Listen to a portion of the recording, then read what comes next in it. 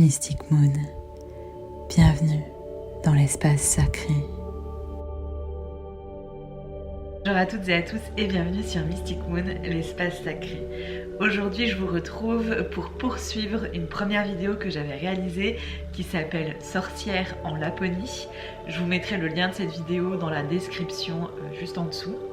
Et en fait, si vous ne le savez pas, je suis française mais je vis au nord de la Suède, en Laponie, et comme vous avez très souvent des questions sur le sujet quand vous l'apprenez, j'avais envie de faire une vidéo qui vous explique un petit peu plus ma vie ici, mes choix de vie, pourquoi je suis là, et vous avez pu poser vos questions sous cette vidéo, et donc aujourd'hui je suis là pour y répondre, mais également pour vous faire une annonce assez particulière que je ne pensais pas un jour la faire. Mais je suis très heureuse de mes choix aujourd'hui et de la possibilité que je vous offre finalement, si vous êtes intéressé, à suivre un peu plus cette aventure en Suède. Puisque j'ai créé la chaîne YouTube de Mystic Moon, le compte Instagram de Mystic Moon, après ma première chaîne YouTube et mon premier compte Instagram. Et ça, j'en ai jamais parlé. Donc avant Mystic Moon, j'avais déjà une activité sur les réseaux sociaux et j'avais déjà une communauté autour de justement mon choix de vie et le fait d'être partie vivre en Suède. À la base, ça s'appelait Affranchi, et pour l'idée de affranchi, c'était un petit jeu de mots, voilà, parce que je m'affranchissais et je prenais mes libertés de quitter ma vie pour en vivre une autre. Et ça a changé depuis, puisque maintenant je l'ai appelée Marie Aliénor en Laponie. C'est une chaîne YouTube qui évolue un peu, un compte Instagram également.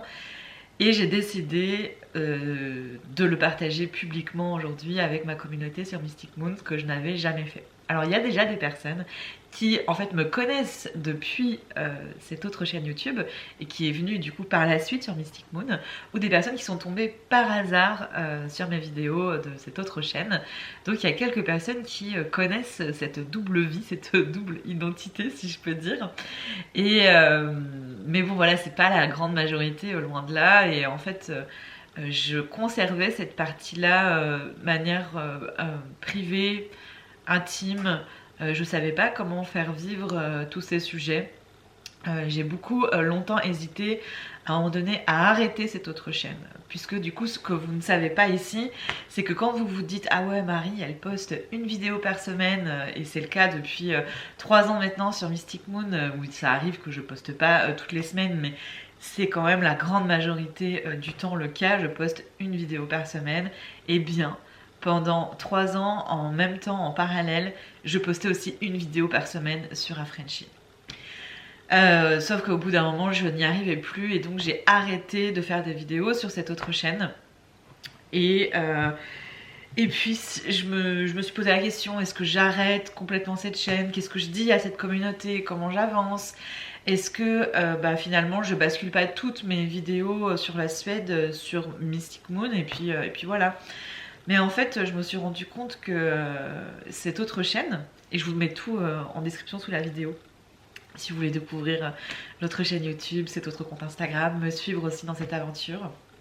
Puisque du coup, vous aurez compris, j'ai fait le choix de la conserver parce que je me suis rendu compte que sur Mystic Moon, j'avais une posture différente, une posture professionnelle, parce que c'est mon métier, parce que j'ai à cœur d'être là pour vous fournir des informations les plus claires possibles, et que j'ai pas forcément envie de tout mélanger en fait avec aussi des aspects plus de ma vie privée, de ma vie intime. Ça m'arrive sur cette chaîne de partager des petits vlogs de ma vie au quotidien, mais toujours en lien avec des pratiques spirituelles, ésotériques, parce que vous êtes là pour ça aussi.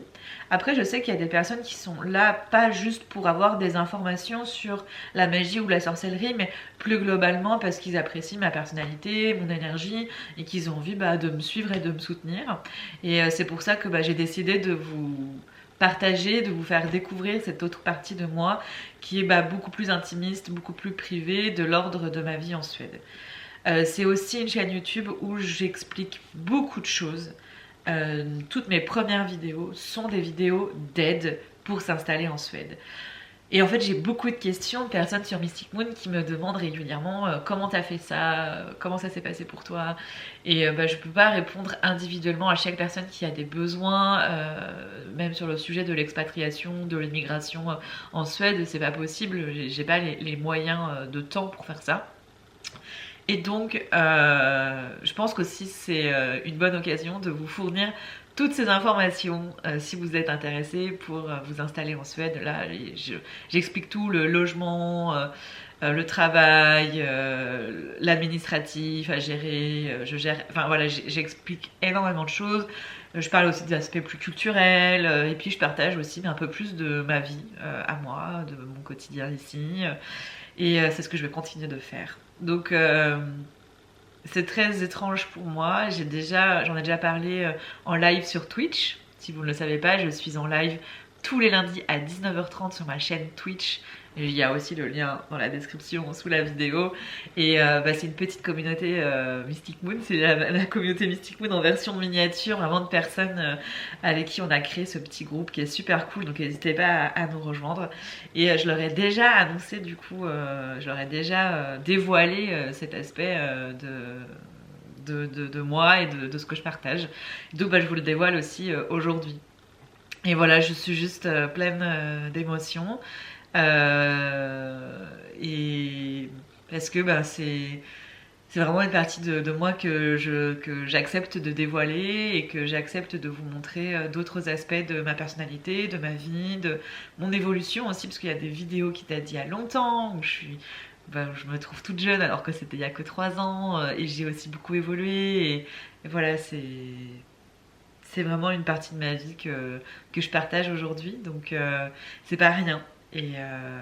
Mais j'ai confiance dans le choix que je fais aujourd'hui et de vous offrir sur cette chaîne YouTube quelque chose que vous n'aurez pas ici et qui peut-être vous intéressera, peut-être pas du tout. Et dans ces cas-là, c'est cool parce que du coup, sur Mystic Moon, vous aurez vraiment spécifiquement les aspects spiritualité, magie, sorcellerie. Et si vous avez envie d'avoir plus d'aspects sur ma vie en Suède, ma vie tout court, de moi, de choses qui n'ont pas de rapport justement avec tout ça, parce que ma vie est composée de plein de choses comme tout le monde. N'hésitez pas aussi, du coup, à me rejoindre. Bon.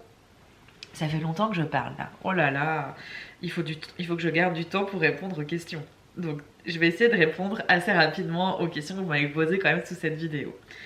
On m'a demandé, j'ai trouvé cette question hyper intéressante, quel est l'ultime conseil que tu donnerais à une personne ou un couple, etc., qui souhaiterait tout plaquer pour aller vivre à l'étranger, toute destination confondue. Merci à toi pour ton petit mot sur ce que tu m'as écrit en commentaire, ça me touche beaucoup. Bref, et mon conseil ultime, c'est d'avoir le moins d'attentes possible sur ce que va nous apporter ce changement de vie. C'est-à-dire que moi j'ai rencontré beaucoup de personnes qui se sont installées en Suède et qui ont été déçues parce qu'ils avaient certaines attentes et qui sont vite repartis parce que ça ne correspondait pas à leurs attentes. Ça, c'est pas que pour le cas d'un voyage ou d'une installation, c'est pour la vie en général. Plus tu projettes des attentes qui sont potentiellement inatteignables, plus tu vas être déçu, frustré, triste, en colère et tu vas pas bien vivre la situation. Moi, quand je suis arrivée ici, je n'avais aucune attente dans l'idée où je voulais juste changer de vie et explorer quelque chose de nouveau. Quand tu changes de pays, tu changes de vie et t'explores quelque chose de nouveau. J'étais à peu près sûre d'atteindre mes attentes. Et j'étais très claire avec moi-même en me disant peut-être que ça ne me plaira pas, peut-être que ça ne fonctionnera pas. Et c'est pas grave, j'ai quand même envie de vivre l'expérience. Et sinon je reviendrai en France ou je partirai dans un autre pays, c'est ok. Et je pense que c'est vraiment mon plus gros conseil parce que on peut se faire toute une image idyllique du changement de vie dans un nouveau pays. Et la réalité va être très rude parce qu'il y a des aspects hyper cool de changer de vie et de changer de pays, mais il y a des aspects aussi extrêmement difficiles, un temps d'adaptation qui peut être plus ou moins long et vraiment on peut rencontrer des difficultés administratives, culturelles, sociales, économiques et vraiment ça peut être difficile et compliqué, donc je pense qu'il ne faut pas idéaliser ce changement de vie. Il faut avoir conscience que ça peut être difficile et compliqué et pas projeter trop d'attentes. Voilà, ce serait mon plus gros conseil. Et moi, du fait de ne pas avoir eu d'attente, j'ai pu être que agréablement surprise par ce que je vivais, donc c'était plutôt cool. Alors, j'ai une question sur quels animaux sauvages se trouvent dans les forêts de Laponie et lesquels je croise le plus souvent. Alors, il y a la Laponie, c'est le dernier quart nord de la Suède. La Suède est un pays qui est tout en longueur, sur 3500 km à peu près de long. Donc moi je suis sur le dernier quart nord, mais je ne suis pas tout au nord non plus. Si je prends tout le dernier quart nord, des animaux peut-être qu'on a moins l'habitude de voir en France, ça va être les élans. Il y a beaucoup d'élans, même dans ma région à moi. Les élans, les rennes, qui sont pas sauvages, qui sont en élevage, mais en élevage libre, donc ils sont pas parqués en fait, ils sont nomades, donc voilà, semi-sauvages on va dire. On peut retrouver des ours, ça aussi je pense que vous avez moins l'habitude d'en croiser, des loups, des chouettes lapones. Il y a plein d'animaux plus spécifiques à ici, par exemple on a aussi des mésanges lapones. Allez voir, c'est tellement mignon, on en a dans notre jardin pour le coup. Donc voilà, des animaux vraiment qu'on va pas retrouver en France. Après, les lièvres aussi qui sont particuliers ici, parce que c'est vraiment... Nous, la première fois qu'on a vu un lièvre, on croyait que c'était un chien, un gros chien. Ils sont vraiment énormes, les lièvres ici. Et ils sont blancs l'hiver, forcément. Ouais, on a des animaux qui sont spécifiques à ici, mais qu'on peut retrouver ailleurs. Comme je disais, la mésange lapone, la chouette lapone. Et puis voilà, ours, élan, rennes, c'est ceux qui sont les moins communs. Et après, en plus commun, on a aussi des cervidés de manière générale. On va retrouver aussi des chevreuils notamment, des renards aussi, des écureuils, beaucoup d'écureuils chez nous. Voilà ce qui me paraît le plus que tu peux croiser. Donc nous, ce qu'on croise le plus, ce sont une diversité d'oiseaux assez importante. On a découvert, on a pu observer 60 espèces d'oiseaux différentes depuis que nous sommes ici, c'est énorme. Et on a aussi pu observer donc dans notre jardin tous les jours des écureuils, des oiseaux. On a croisé régulièrement aussi des lièvres. Beaucoup plus rare de les voir, ce sont les renards, mais on voit leurs traces. Et aussi, on a plus de difficultés à les voir, mais on voit leurs traces. Ce sont tout ce qui est rennes, élans et chevreuils. On a vu un chevreuil dans notre jardin il n'y a pas très longtemps, mais les rennes et les élans, on a plus de difficultés à les croiser, mais on arrive quand même à en voir. Ceux qu'on n'a vraiment jamais vus, ce sont les ours, mais des voisins, on en a déjà vu pas très loin de chez nous. Et on a déjà pu observer avec beaucoup de bonheur à plusieurs reprises une chouette lapone, mais ça reste aussi assez rare de tomber dessus. Voilà pour ce qui est des animaux sauvages, et il y a beaucoup de choses à découvrir ici, c'est incroyable. Alors j'ai Lily qui me demande si je peux parler de ces rêves, méditations qui ont vraiment été une guidance pour moi et qui m'ont amenée jusqu'ici. Alors je pense qu'il y a aussi une forte question de personnalité en fait. J'ai eu des visions et des rêves qui m'ont confirmé cette nécessité de partir vivre ailleurs, mais c'est aussi parce que je suis beaucoup à l'écoute de mes ressentis, de mon intuition. Je suis aussi quelqu'un de très impulsif qui passe pas beaucoup de temps dans l'analyse et dans la réflexion, je suis plutôt dans l'action et l'expérience. Ce qui fait que c'est pas... Oui, les visions, les méditations, enfin ce que j'ai pu recevoir m'a aidé à confirmer l'importance que ça avait pour moi, mais est-ce que ça a vraiment été décisif? Je sais pas. Je préférais préciser parce que ça n'a pas été non plus quelque chose d'incroyable, mais en gros, j'ai rêvé à plusieurs reprises d'une femme au début d'une forêt immense avec des cornes.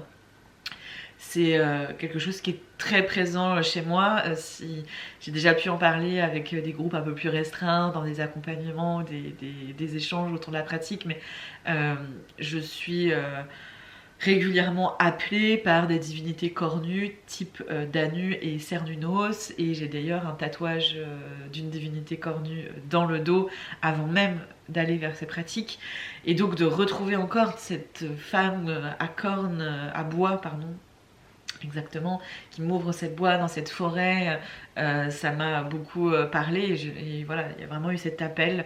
C'est à l'appel de la forêt, je l'ai depuis de toute façon assez longtemps. Et puis après c'était lors de guidance avec médium ou autre, où on me reparlait de ça sans que moi j'en parle, d'une femme à bois, enfin à corne, à bois, peu importe, dans la forêt, etc. Et c'est dingue quand même, c'est les rêves que je fais, et du coup c'est venu confirmer en fait ces rêves et ces intentions et ces intuitions, mais voilà. Mais est-ce que c'est ça qui m'a fait prendre la décision de partir? Non, clairement pas.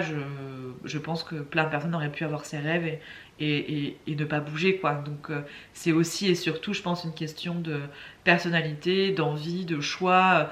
C'est-à-dire que ce que je peux voir et ressentir, c'est pas ça qui prend la décision pour moi. Je conserve toujours mon libre arbitre et c'est pas parce que j'ai une vision que je veux la suivre.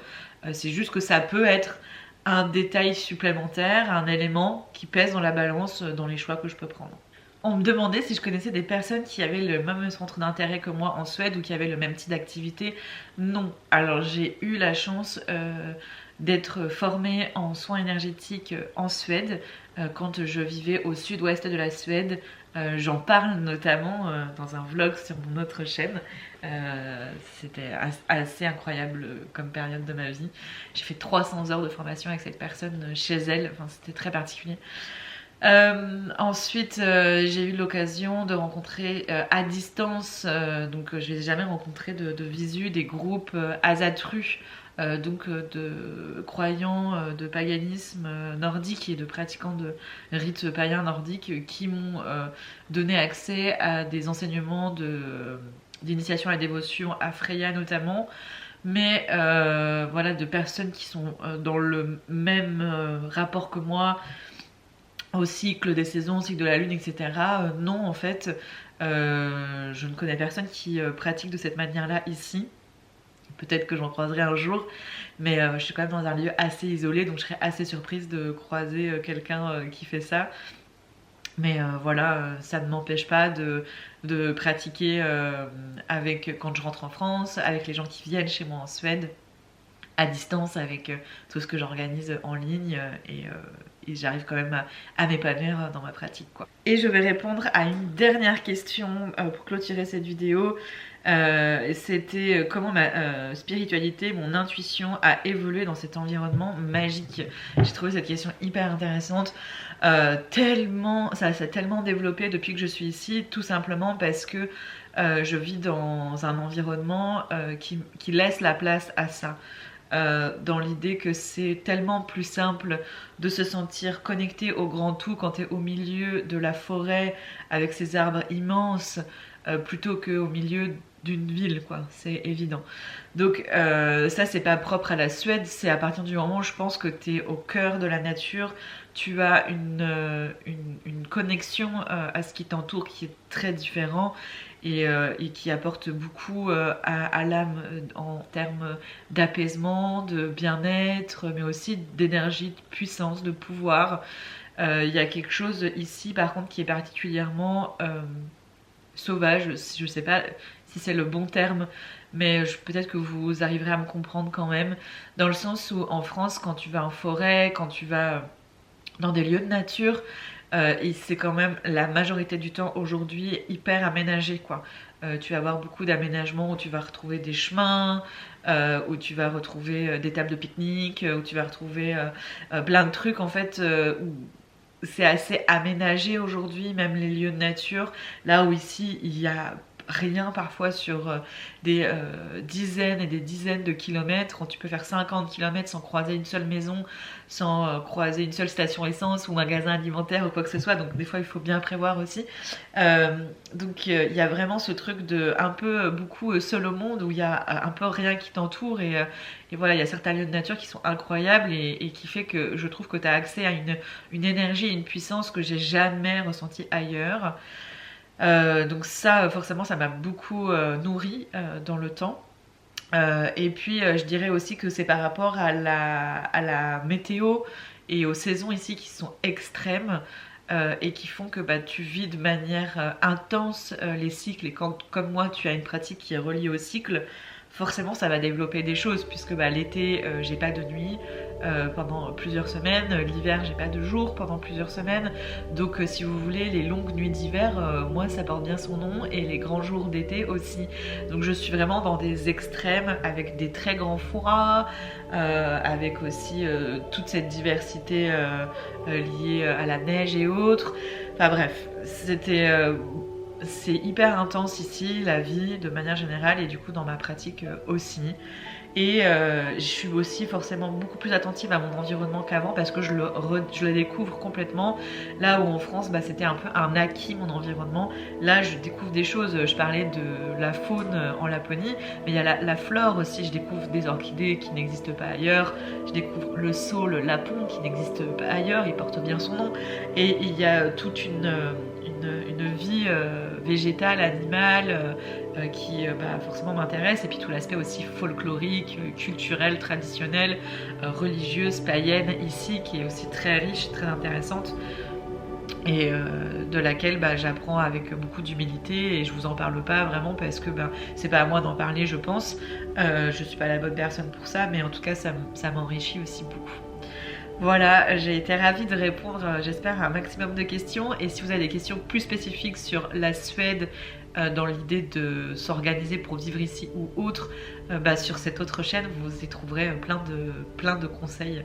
Et au plaisir de vous retrouver du coup sur cette chaîne Marie Aliénor en Laponie, ainsi que ce compte Instagram dans lequel je partage un peu plus de ma vie au quotidien, en tout cas de plus en plus à l'avenir. Merci de m'avoir écouté et à bientôt sur Mystic Moon. C'était Mystic Moon, l'espace sacré.